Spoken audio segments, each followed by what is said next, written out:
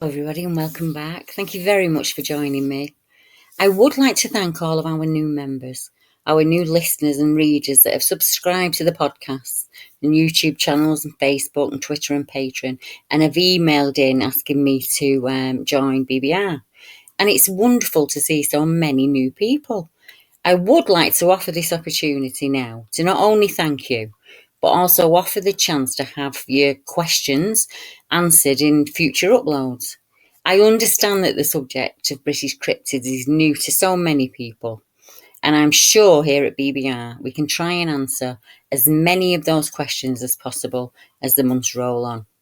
Or you may be able to shed some light on something I have not thought of yet, I've not seen or have not learned, and it's by sharing that we may find, I say may find, an answer to this very large puzzle of the British cryptids. Now this week I'd like to answer one of the regular questions I'm always asked. Are there areas here in the UK that have more than one account? And the simple answer is yes, and there are many of them. When someone asks me, usually I answer by giving the person all of the accounts we have on file from the immediate area alone. But then I also ask them to look at the river systems, the streams and the brooks and gullies which lead from one wooded area of cover to another. Does the area have natural caves or mine shafts? Is it known for UFO phenomena or missing people, ghostly screams or running footsteps? Does the area have a special meaning in the old world, like a standing stone, an ancient barrow or a hill fort, a grass or a Stonehenge? Any cup and rings are megalith sites of interest. Now, there's a very good map called a megalithic portal, and don't let that name put you off, that contains all of the sites here in the UK. And it is updated as new finds come in. And you'll find ancient hill barrows, forts, all kinds of things. Lots and lots of places I've never heard of. But it's out there, and it's a gentleman called Andy that puts it out. And I put a link below for you. Now, also worth looking into are ley lines. Areas of high or low ground energy. Old foraging or migration routes that our ancestors took, even to the point of ancient springs and natural wells. All could be an indicator of what kind of areas the accounts are happening in. I have chosen one place at random due to the number of recent reports that have come in over a 9-month period from a very small town in the northeast of England and the surrounding fields and woods and farmlands that you find there. But in future uploads, I will bring you the other areas where the accounts cluster together. We might as well learn together as we go. I'm just as much in need of answers as you are. And I think by sharing the information we each have will lead us to an understanding of not only our unanswered questions, but maybe will also bring light to a great number of companion subjects. After all, this activity could all be entwined like ivy left to run wild. By looking at every facet, no matter how strange it is or it presents, is the only way forward, I feel. As understanding is the key to this. At the very bottom, the very core, understanding is the key. We may find some of the answers work well with your personal theory, or you may pick up on something no one else has yet to notice. So let's have a look at the small towns between Consett and Stanley in the northeast of England, and have a listen and see if you can spot any of the patterns. Hi Deborah, I hope you're well. I only recently discovered your YouTube channel and it's really caught my attention. I'm from Consett, so the encounters with the wildman, ape-man type creature seen near Stanley and Consett, plus the Bigfoot type creature spotted in Hamsterley Forest, are of interest to me as they're right on my doorstep. I grew up very close to Beamish Woods, and my parents also grew up in that area. Now, there have been many legends and stories about creatures in those woods for as far back as I remember, and the woods are also said to be haunted by the ghost of the Grey Lady. Now, there have been many sightings of black panthers, and even a werewolf on one occasion to my knowledge. Usually, the story is spread by dog walkers in the early hours of the morning who are reporting these strange creatures. I, for one, would love to chat to some of those witnesses, and if you are one of them, one of the dog walkers or the gentleman that saw the werewolf, or know of them, please get in touch. Now, the church's second encounter along the coast-to-coast road that you spoke of in your video earlier this year is the one I know very well. I used to walk past it every day on the way to work, and I've had that feeling of being watched many times that the witness had. However, I have not seen anything. I did have one experience near Chopwell Woods, which was very strange. I used to have a hobby called geocaching. It's kind of like a giant treasure trail with secret containers hidden by people, where they give you the coordinates of the location and you have to find the treasure that's left there. My friend and I decided to do a very unique one, which was designed to be done only at night for reasons that will become clear. The little containers we had to find were hidden off the River Derwent Walk on the cycle track, which goes between Consett and Newcastle. The containers had a reflective coating on them, so we had our torches, and you would look for the tins by shining your torch and waiting for the container to reflect light back at you. As we were looking for one can in particular, which was set about 150 yards off the track, we both stopped dead in our tracks suddenly. We could both hear footsteps in the brush around us, and the footsteps were quite close to us. The noises stopped slightly after we stopped, and we stood still. And it stood still. So we knew it wasn't us making the noise. But we still passed it off as just being a deer or a fox or something simple like that. So we continued to search. But then it happened again, only a minute later. So again we stopped, and a couple of seconds later, it also stopped. We both then got a horrible feeling. I can only describe it as dread, like something bad was going to happen. We called out to see if anyone was there or anything was there, but there was no answer. It all seemed too quiet, and we were very uncomfortable staying in the area. After that, we called it a night and stopped searching. Fear got the better of both of us, and we headed back to the car and just got out of there. I still have no idea what it was that was moving around us, but it just really didn't feel right. I've had the feeling of being watched before, but this was completely different. It felt like a warning. Have you heard of many other encounters from the area, Deborah? Or could you give me some details of a researcher from the area? I'm really interested in learning more and maybe helping in some way if I can. Now, from a very similar area, and you will notice that the bike route is mentioned again. I'm just having my cup of tea. We have wood knocks and 2 hairy black legs, 2019. I live in a mile from the town of Stanley, and I like to walk the cycle route as it's peaceful and full of wildlife. Something happened that was strange, and I wanted to tell you about it.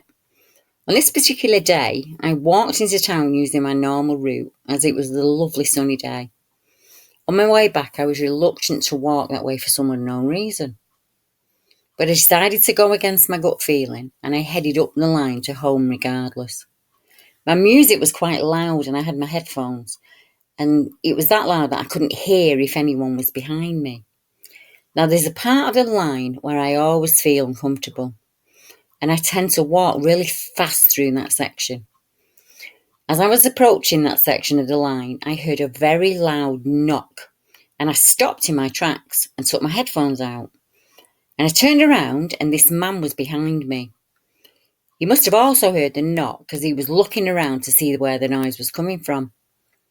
I noticed there were no birds on my left, only on my right-hand side. So I crouched down to scan the tree line up and down the embankment to my left, as it's all just wild bushes and trees. Now, I think the guy behind me thought I was a nutter, because when he passed me, he shook his head at me. I took a few steps forward and I looked again, and I saw 2 thick, hairy black legs. I knew it wasn't human legs, standing at the top of the embankment in the tree line. I thought it was a horse at first, so I took a few steps further and I couldn't see anything. There was nothing there for me to be able to determine what kind of animal this was. So I backtracked a few steps, and the legs were then still noticeable. At this point, I became uneasy, and a little robin flew in my path, and I knew by that robin I needed to get going. I walked as fast as I could. I couldn't say whether this thing followed me, as the bushes and the trees are quite dense in certain parts along the railway line. Now the robin was in front of me all the way along the line until I came to an open area, then it flew off. And all the way along, I never passed another person, which is quite unusual as it was half term and parents and children are always about. I can't categorically say what this was, but it was very unnerving. I haven't been back along the line since this happened, as I've just been so busy, but I will be going back soon, hopefully. I would like to explain the robin. A few months ago, we were down in Filey for a week's holiday, and whilst there, I wanted to go to Danes Dyke and a few other places where the reported strange anomalies are happening. So whilst in the area, I went on a walk around the nature reserve in Filey. A robin was in my path all the way. When we went to Danes Dyke again, a robin was in my path all the way around. It was very noticeable, and I took this to mean maybe protection or a warning of some kind. Then, a few weeks later, just before the line incident, I took the walk up Weardale Way, and again a robin seemed to guide us through the walk. Strange, I can't explain it, but I'm assuming there's a reason for it. Now, many of our members report strange bird activity or noises. Many people are followed by crows and jackdaws. Some see recurring white feathers or stones stacked up on top of one another. One of the things I thought of when I heard this story was, who was the hero? The man who was between her and the legs, giving her maybe a chance to walk away without knowing? Or the hairy legs that could have knocked to make her take the headphones out and listen, so she was aware of the man? What do you think? Not too far away, we have a young child who witnessed something in 1974. A witness to the wild man is how she stated it. Her name is Karen, and she said, I'm hoping you can help me, as I had a strange experience as a child that I would like to share. I'm hoping to shed some light on what happened to me that day and some help in working out what he was. I was somewhere between 5 and 7 years old, and I was in the local woods in Stanley, County Durham. I was with some older children just playing out as children do. And there was a group of us playing in the woods and climbing trees and making all kinds of noise. The girls I was with were about 13 years old and nice and sensible girls, so my parents allowed me to tag along with them whenever I got the chance. Where I lived back then was an ordinary house in an ordinary town in the northeast of England. There were lots of fields and woods to explore, but it wasn't remote or dense in any sense of the word. It was in a very average town, really, with surrounding countryside and greenbelt land and lots of small woods and streams scattered about. From what I can remember, we were playing in the clearing, and I think there may have been a rope swing attached to the tree. We were all playing, and for some reason I looked up into the tree, and high in the branches, I could see a really strange man. He was crouched down, and he was holding a knife in one of his hands. He wasn't like a normal man who was just out of place. He wasn't a tramp or a boy playing tricks. And of course, all of this I tried to reason afterwards. The man I was looking up at, I called an ape man or a monkey man, as there are no other words to describe him. He reminded me of a caveman or a wild man who had lived out in the wilds his whole life. I've included a picture I found online that resembles what I saw to this day. And if you're listening on the podcast, it's the actual photograph that is used for the thumbnail. I can't remember a lot of detail about his appearance after 30 years or so. He had long, bushy, dark hair, and he wore no clothes at all. In panic, I pointed out to the girls that were with me, and they looked up, but they said no one was there. I ran from the woods crying in fear, with the girls chasing after me, trying to catch up to me and calm me down. They always insisted there was no one there, which you'd think would explain the whole thing away. But in fact, it had the opposite effect. The fact that only I could see him was way worse for me. I was hoping they would say it was just someone dressed up or playing a prank to explain why he was there, but they never did. That really worried me over the years. And on occasion, I questioned myself harder and harder than any skeptic out there. I'm constantly trying to explain all this away, hoping all of a sudden some tiny thought would give way to now I understand. But that's never happened. That never came. Even to this day, my husband and family buy me monkey gifts or toys. I've never hidden this from anyone. This experience is part of me, part of my story, and one of the reasons I'm myself. It is my story of a terrifying sighting of a hairy man who looked like a monkey with a knife gripped tightly in his hand. I could see him just as clearly as he could see me. He wasn't like a Bigfoot, or what I would imagine they look like, but he wasn't like a normal human man either. I know for sure I definitely saw him that day, and it frightened me to think the girls I was with couldn't see him, and there's no explanation of who or what he was. You've heard me mention a number of times now the bike routes, and you've heard the witnesses speak of the train line, and it seems a little bit confusing. But some people know, and others will not, that many of our old train lines have been removed, and they're now national. It's called a national bike route, and they run from John O'Groats to all the way down to Land's End. Oh, I couldn't think of it then. I had a senior moment. And they're run between my sighting area and many of the other sighting areas in the northwest, and they do so all across the country. Now, they normally have very steep embankments that are just kind of left by the councils to, they'll initially plant them up, but nobody ever really goes in there. They're not lit at night, so after dusk, they're incredibly dark. They're nice in the day. You can go from nature reserve to parks. They're great to walk with the kids. It's a flat area, so it's really good if you're disabled as well. But as I say, the sides are incredibly deep and steep, and every now and again you'll find a wooden set of staircases that will take you up to the top. I don't know anyone around here that walks them at night. Only people that are up to no good, or people that are incredibly brave and don't mind walking. You can't see your hand in front of your face. It's that dark down there. And then, there's the occasional old railway bridge that goes across the top, and it's always thick with foliage. It's not a place I want to be. And I've heard reports on those bike routes from Chatham in London, Oxfordshire in the Lee Valley. A gentleman there was walking home one night, and he described he's walking to his friend actually, and he described what he said as this following footsteps that we've mentioned here, where you stop and it stops and everything's incredibly silent and there are no birds around and there aren't anything. We don't know what is in those bushes, but you know that something's there, and you have this horrible feeling of dread, and you can't really turn around, and you don't want to run because you feel that running would make it run after you. But it can be very validating when somebody else writes in and says, actually, something really strange happened to me in that area. So for these witnesses, it's more than validation, and it's a number of ordinary people with nothing to gain. We don't know about each other. We've never spoken to each other. We all have a similar kind of story to tell. Hi, Deborah. I contacted you when I saw in the British Bigfoot Facebook group a post by a lady named Karen in an area close to where I had a strange experience in 2006. It happened to her in 1974.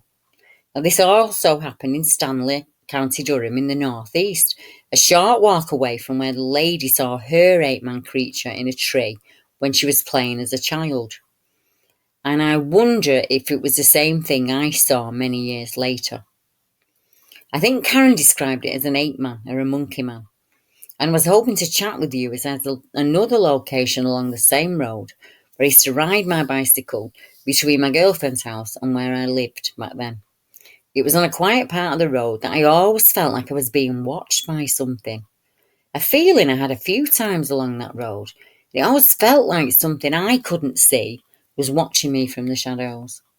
I knew something was there, but I could never see anything or make it out in the shadows, as it would often be late at night when I'd be returning home, and it was usually dark. And on one occasion, I saw something big standing behind a large tree near the graveyard next to the church.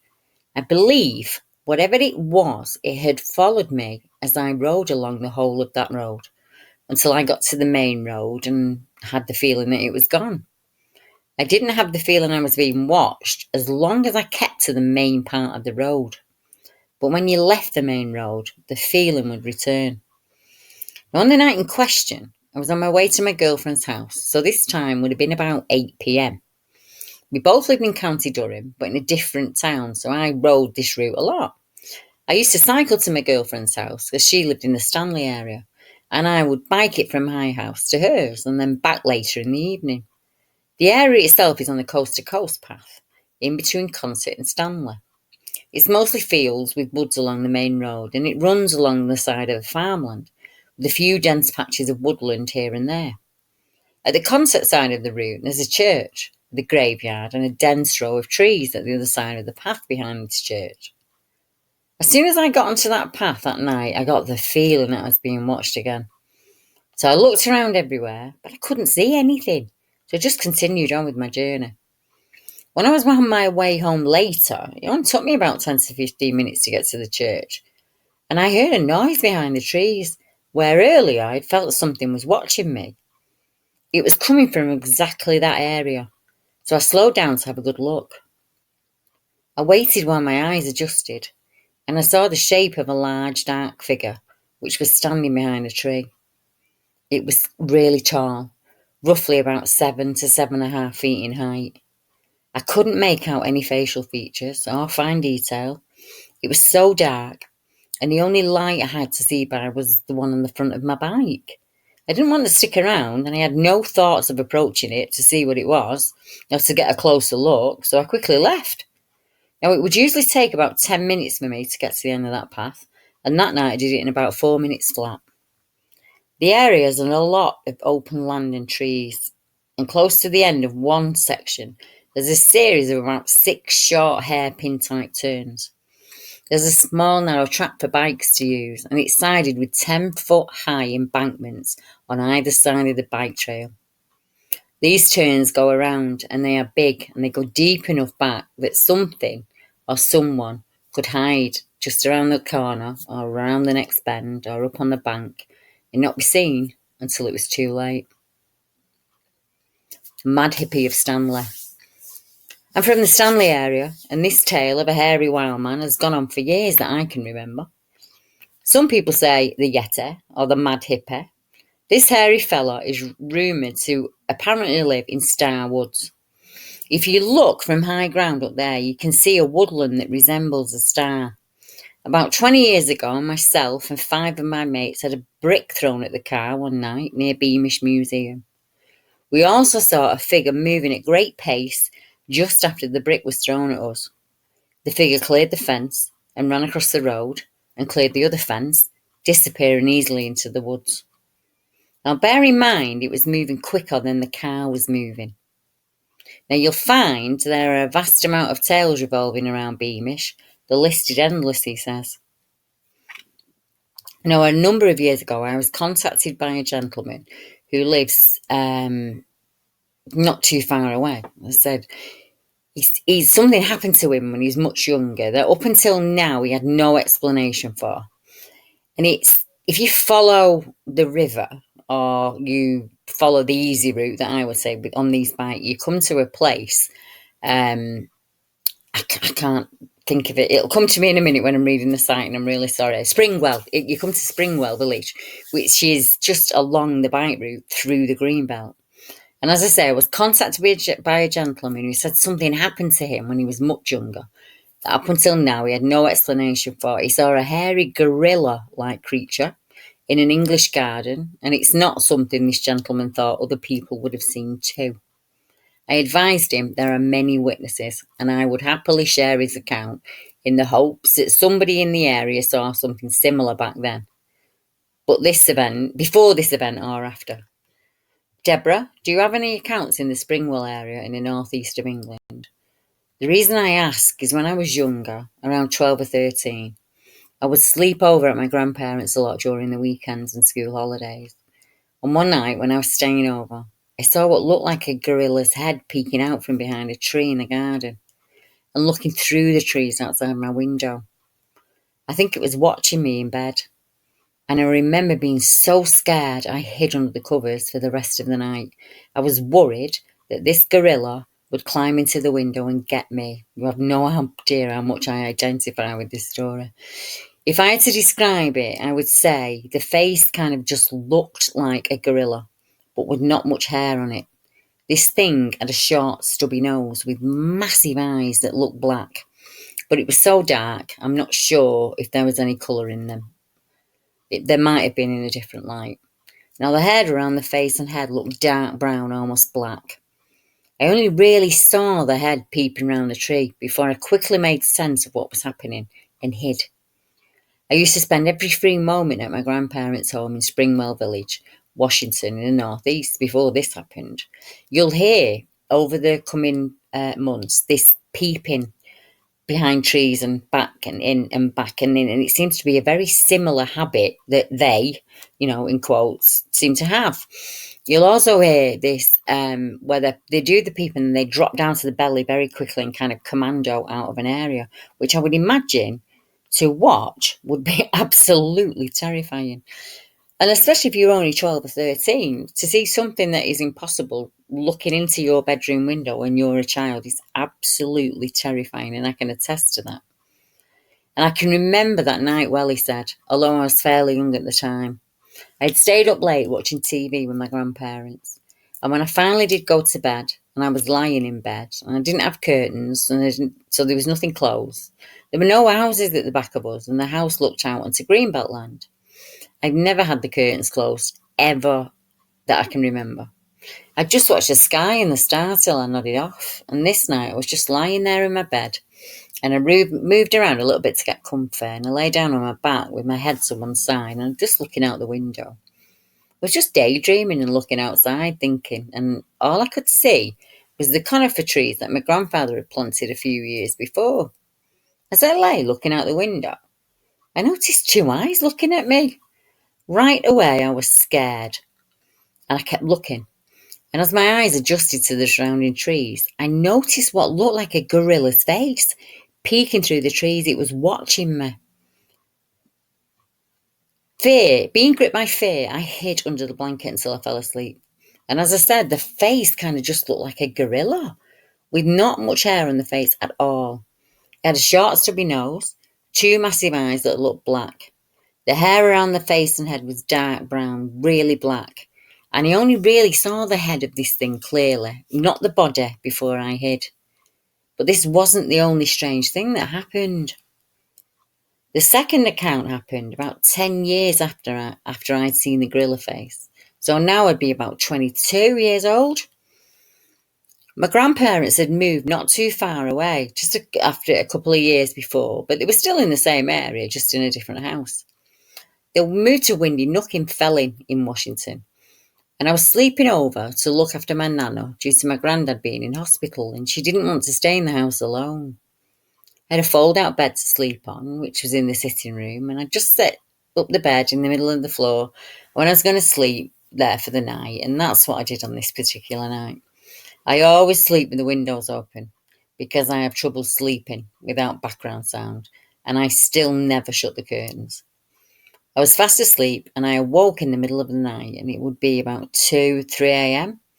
to what I can only describe as a woman screaming like she was being murdered. I mean, it made the hair on my neck stand up. It was so bad. And then it stopped, just like that. And I've never heard it again. Nobody reported an attack, and none of the neighbours mentioned anything. I looked up different animal calls and sounds like foxes and deers and badgers, trying to explain the sound, and I couldn't find anything similar.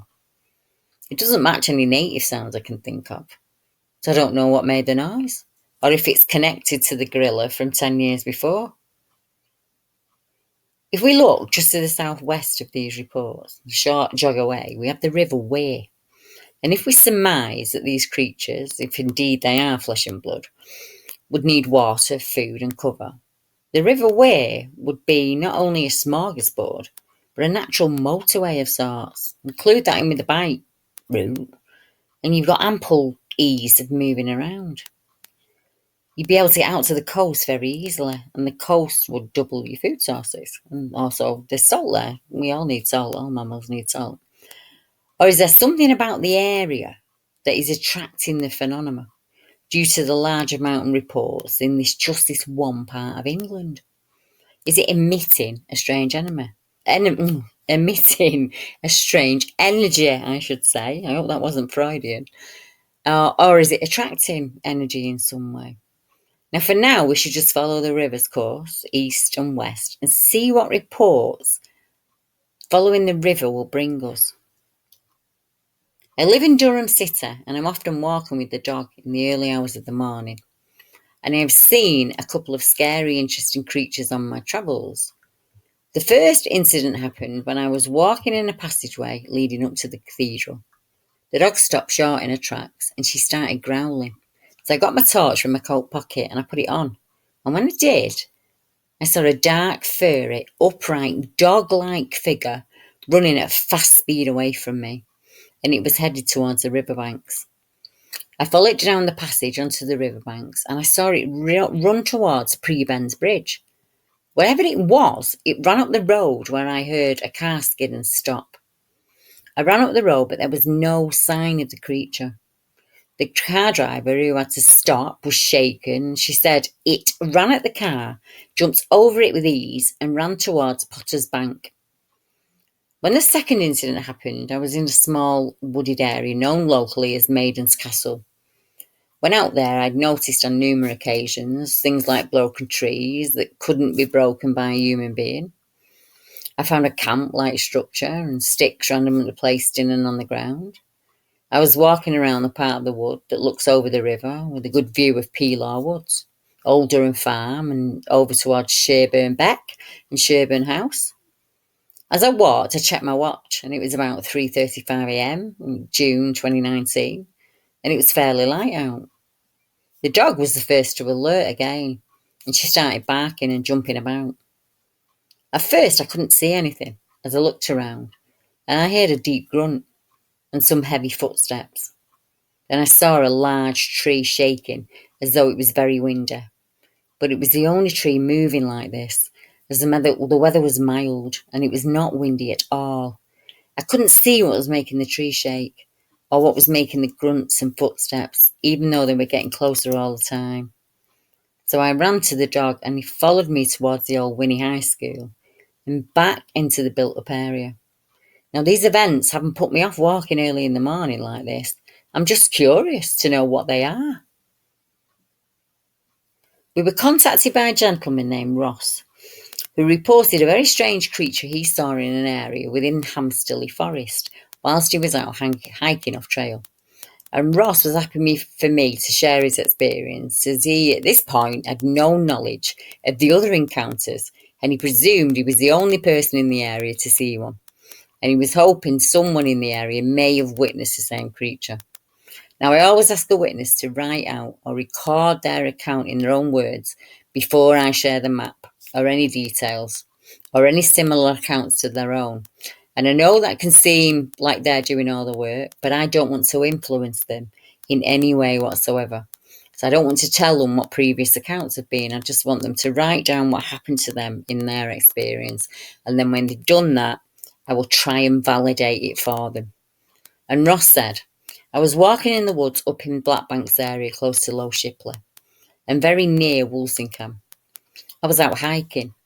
I was just walking along as I usually do, and I saw something that I could not really begin to describe. And I thought it could maybe have been one of those Bigfoot type creatures. I once watched a documentary about them years ago, and this thing that I saw looked exactly the same as the one in the documentary. It was upright and all hair covered from head to its feet, and it was all one colour. I'm positive there's one lurking in the woods around Hamsterley Forest, and I know people will not believe me, but what I saw looked like a Bigfoot that you would see on TV. Now, another gentleman was in Hamsterley Forest on the mountain bike trails again, and he saw the same figure, a similar figure, tall, upright, dry, hairy creature that cut across the path in front of him. There are lots and lots of accounts of vandalisation on those bike paths where you've got wire stretched across the path. At one incident in Wales, you have an actual pig trap, a square pit with sharpened sticks within it. There are huge boulders placed on the tracks, but there's no tool marks or diggers or anything like that that could move them, you'd see the soil disturbance. It would seem that someone's not too happy about the constant bike traffic at Hampstead. And I wonder if it's the constant bike traffic at Hampstead that kind of push the accounts out into the smaller woods along the way, like Blackbanks and Beamish and Morpeth and all of the other small woodlands that lead by the river to the coast.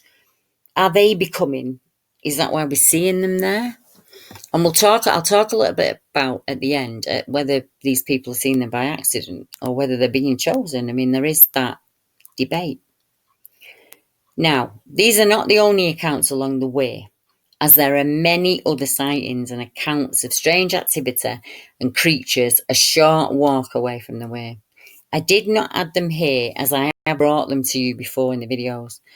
There are accounts from Harwood, Kielder, Hampstead, Weardale, Simonside, Cleedon, to name just some of them. There are reports from paranormal teams that have been chased from the woods. One team so scared they left behind valuable equipment and returned home 2 days early. After experiencing wood knocks that surrounded them in ever-decreasing circles, strange bird sounds and a chattering speech. The leading member, who was walking out front, was seen to turn white-faced, and he said he had just seen a tall, wide, dark, hairy human shape walking off into the woods away from them. And the knocks continued, so they packed up and they left. Or what about the research team, who repeatedly went into an area over and over again? While trees were shaken, and howls and whoops followed them along the trails, sticks and stones were thrown at them in camp and walking in and out, to the point they were chased out of the area on numerous of occasions back to the car. On certain nights, before being pushed from the area, they would camp. On one particular night, earlier in the night, they were sitting in camp, and one of the men shone a torch into the darkness after small stones were landing in camp. And standing there was a dark figure that was about 7 to 7.5 feet tall. It was half hiding behind the tree. He then turned the light off for a second and then turned it back on. And it had crouched down low behind the fence this time. He quickly turned the light off, and then it had gone. There was nothing to see, and no noise of it moving away from them. The figure was all black in colour and was described as massive in size. They're no longer researching those woods. An early morning special bus driver, whose routes take him along the dark roads close to these areas, witnessed a large, hairy, Bigfoot-type creature on the edge of the forest on 2 occasions. He reported the encounter to his wife, and he told her his experience. She said, "My husband was making his way down the road, and he was astonished to see what he would later describe to me as a Bigfoot-type creature. He said he passed it, driving quite quickly. So he couldn't give me any real in-depth details about facial features or anything like that. When I pushed him for a description, he just said it was a large, hairy, Bigfoot-type creature on the edge of the forest. And he saw it as it was picked out by the lights from the car, and it seemed to be catching and eating something. It looked to be over 8 feet tall, and it was very broad across the shoulders, and definitely wasn't human. It put whatever it had caught up to its mouth and started eating. My husband has had another sighting," she says, "on the way to Kill Up this very morning." And this was, it was only a number of months ago. He was driving the same route he drove last time. And as he got closer to Kill Up, close to the same place that the last time he saw the creature, he saw it again. But this time the Bigfoot was further out from the trees and more towards the road, standing on the dirt track, more in the open. And then there's Lee and Carl, and their strange encounter during a drive after a night out. It happened in Ebchester, County Durham in October of 2009. And the men were driving the country lanes at night in the area when one of the men pointed out a strange dark figure hiding in one of the old ruined farm buildings. I was just with my friends on a night driving the lanes when my buddy Carl shouts to me to stop. And all he does is just gaze at this old doorway in one of the old abandoned farm cottages. I did stop and look, and standing there in the doorway was something. It was around 7 feet off the ground, and you could just make out 2 eyes. It was watching us from the darkness. I turned the car slightly so the beams hit the building and it lit up the door. And this figure was just standing there, and it was off like a shot, like nothing I've ever seen. Its reaction was so fast. We looked inside the empty ruin, but there was a sheep splayed out on the ground, and we just got out of there. My mate was screaming and stuttering. "There's a hacking sheep, Liam. There's something on the field running at the house. Go." Wasting no time, I started reversing like there was nothing stopping me. I turned the car around, and he was not kidding. Something was running after us. I own an imported Celica GKT, and it's my baby, and I didn't care if I damaged it. I was mounting 3-foot-high banks and verges trying to turn around and get away from it. There are 2 accounts from a small town just to the north of Stanley called Cleedon. And one of the local words for the creature that is seen is the geet, meaning very big, the giant. One is from a gent going home from a night with his girlfriend. As he walks the lanes to the bus stop and he's caught a little short, he nips to the bushes to relieve a call of nature. But to his disbelief, he peed on the wrong bush. He said, "This massive, skinny, hairy thing came lunging out at me." I jumped back and I remember screaming in shock because it was so tall and hairy. I can only describe it as looking like Chewbacca from Star Wars, but thinner. It scared me witless. I turned and ran quicker than I have ever ran before, and I could hear its thuds behind me for maybe 10 metres. It clearly did not want me there, and I didn't stop to look back. On the same stretch of road, another gent walking to the local shop one evening saw what he described as what seemed to be a large bipedal creature. Now, the night was so dark, it's hard to tell exactly the description of the creature, he said. However, it appeared to have a very thick fur coat. He estimated that it was around 50 yards from the creature, and it walked along the edge of the tree line before it was startled and it ran back into the trees.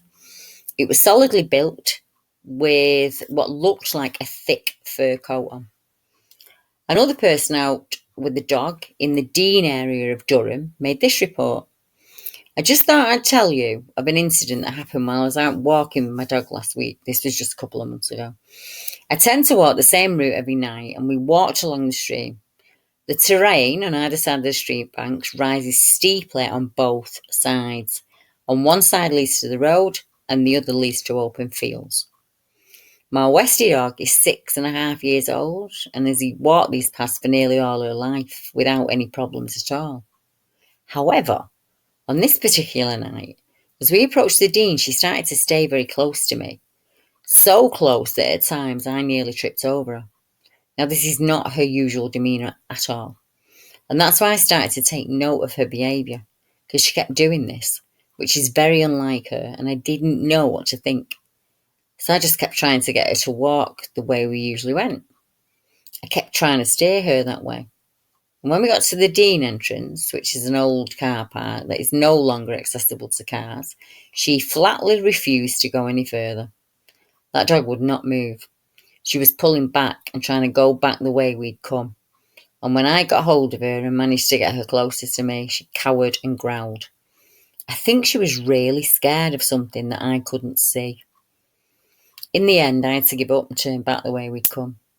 As we left the area and crossed the main road, I heard what I would describe as a very loud, sharp wood knock. Only the one knock, and apart from that, the area was unusually quiet. There was nothing else out of the ordinary. So, as you now know, there are far more encounters than people realise. Each town or city having a cluster of reports that follows out from the busy places to our suburbs and our wilder places in the green belt. Who knows, maybe you are a future witness, or you've witnessed or experienced something similar yourself, and you'd like to report it or share it with others. We have to ask the question, are all of these encounters accidental, or are some of them made to happen? I'm not really sure of the word I'm thinking of at the moment, but maybe we don't see them by accident all of the time.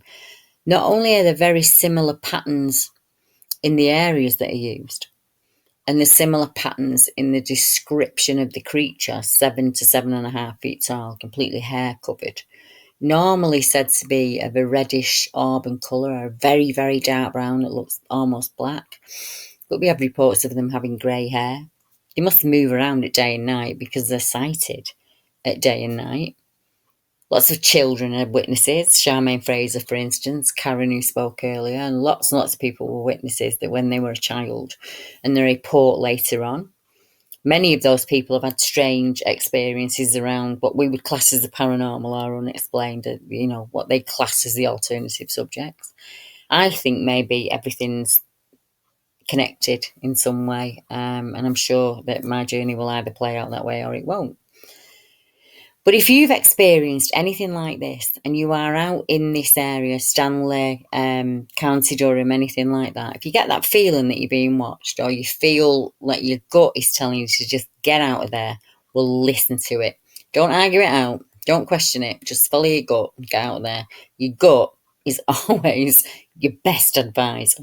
So if you feel the hairs go up on the back of your neck, or you think, I am no longer alone in this situation, remove yourself from the situation. If you have a dog, put it between you and wherever you are feeling like this threatening feeling is coming from, because you're feeling it for something. And it's not even got to be the woo, as they call it. We're animals at base, and animals notice, smell, hear, touch, taste thousands of times faster than humans, and we still have that in our brain. So without us even realizing it, we are always clocking our surroundings without even acknowledging it, and our surroundings are giving us there's something being, we've either smelt it without realizing, we've heard it without realizing, or our sixth sense knows that this thing is there. And as I said, they come in over and over again. Sometimes they're reported as ape men, gorilla men, sometimes reported as dog-like creatures or wolf-headed men, seeming to emit the same strange kind of behaviour. So do you have the bike pass in your area? If you're saying, I can't get out there and have a look because I live in quite an urban area, or I live on the edge of suburbia, that might be the answer. But I'd go in the day, not because I'm scaremongering, well, a little bit because I'm scaremongering. It's an area that you don't really want to be in at night, but you see more in the day. It's much easier to see and look out for sign in the day. So just be careful when you're out there, really. And when you get that feeling, listen to it. And I'm sure that as the weeks go on, you'll notice that come up more and more and more when the witnesses talk of that feeling of being watched. So I've added my email address in the description. So if you're a future witness or a previous witness, or you know of an account or experience in that area that we don't know about, please get in touch. I would love you to contact me. And it's just debbiehartswell@gmail.com, all lowercase. It's really, really easy. So until next time, I hope you all have a wonderful week, and I bid you good night. Good night.